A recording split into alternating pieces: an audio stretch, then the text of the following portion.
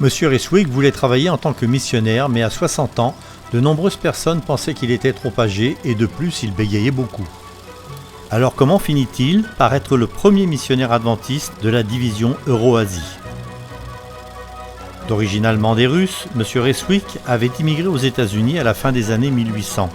Il découvrit les adventistes grâce à la lecture d'une petite brochure. Profondément touché par ce qu'il apprit, il décida de se joindre à l'église adventiste du 7e jour. Un sabbat, un membre d'église lut une lettre qu'il avait reçue d'une personne vivant dans l'Empire russe. C'était un appel urgent pour qu'un adventiste vienne partager la bonne nouvelle de l'évangile dans cette région. M. Reswick était persuadé que cet appel lui était destiné. Il avait le sentiment qu'il devait partir. Ainsi, à 60 ans, il fit ses valises et finança lui-même son voyage pour devenir le premier missionnaire adventiste de l'Empire russe. Dès son arrivée, il commença son travail de missionnaire. Il avait apporté beaucoup de livres et de brochures adventistes traduits dans une langue locale. Alors il commença à les distribuer sur le marché et à rendre visite aux gens chez eux.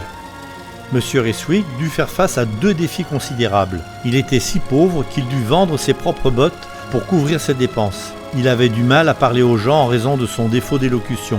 L'ancien responsable de l'église, M. Corradi, raconte que lorsque M. Reswick remettait une brochure à quelqu'un, il lui demandait aussitôt de la lire personnellement. De cette façon, le Saint-Esprit l'utilisait pour toucher le cœur des gens. Après 2 ans d'efforts, 30 personnes décidèrent de se joindre à l'église adventiste. 150 ans plus tard, l'église adventiste du 7e jour compte désormais plus de 108 000 membres dans la division Euro-Asie. Elle couvre une grande partie de l'ancien empire russe. Le territoire de la division Euro-Asie couvre l'Afghanistan au sud, l'Ukraine à l'ouest et s'étend à travers l'Asie jusqu'à la pointe orientale de la Russie. Dieu utilise toujours des hommes et des femmes, quel que soit leur âge, pour partager l'amour de Jésus. Il y a de grandes disparités en matière de liberté religieuse dans ces régions du monde, et les membres d'église des différents pays de la division Euro-Asie se concentrent sur le ministère personnel et adoptent la méthode du Christ pour répondre aux besoins des gens. Aujourd'hui, on compte plus de 100 institutions, dont des magasins d'alimentation saine et des centres de santé, ce qui permet d'exercer un impact sur la vie des gens.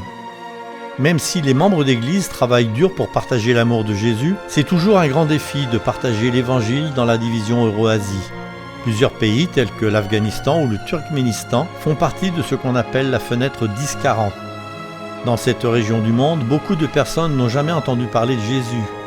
Dans certains endroits, il est même illégal de partager l'évangile et les gens peuvent être emprisonnés ou même tués s'ils acceptent le Christ.